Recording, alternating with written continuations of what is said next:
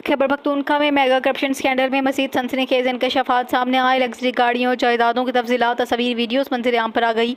कौमी एहतसाब ब्यूरो ने खैबर पख्तूनख्वा की तारीख के मेगा कोहस्तान करप्शन स्कैंडल केस को इंक्वायरी से बाज़ाब्ता तफ्तीश में तब्दील कर दिया। नैब खैबर पख्तूनख्वा की ताज़ा कार्रवाई में मज़ीद सनसनीखेज नए राजों से पर्दा उठ गया। सरकारी तफसीलात के मुताबिक इस केस में अब तक मजमूई तौर पर 25 अरब रुपये मालियत के साथ से बरामद जब्त हुए। नैब ने 1 अरब रुपये से जायद नकद रकम, गैर मुल्की करेंसी, 3 किलोग्राम से जायद सोना बरामद किया। मुख्तलिफ कमर्शियल बैंकों में मौजूद 73 बैंक अकाउंट्स मुंजमद कर दिए, जिनमें 5 अरब रुपये से ज़्यादा रकम मौजूद है। सरकारी रिकॉर्ड के मुताबिक नैब ने 77 लग्जरी गाड़ियाँ जब्त की हैं। मजीद बरा 109 जायदादें मुख्तलिफ शहरों बाशमूल इस्लामाबाद, रावलपिंडी, पेशावर, एबटाबाद, मानसेरा से कब्जे मिली हैं। उनमें 4 फार्म हाउसेज, 12 कमर्शियल प्लाजे, 2 कमर्शियल प्लॉट्स, 30 मकानात, 12 दुकानें, food courts, 25 flats, penthouses, 175 किनाल तरी अराजी शामिल हैं।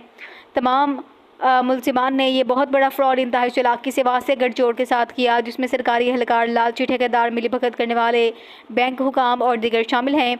तमाम मुलजिमान ने हैरान कुंडी दलेरी से काम किया, जिसके नतीजे में अरबों रुपये कौमी खजाने से चुपचाप निकाल लिए गए। किसी मालियाती निगरानी के इदारों को कानो खान खबर ना हुई। नैब ने कोहस्तान स्कैंडल में मुलविस कंट्रैक्टर मोहम्मद अयूब को गिरफ्तार कर लिया।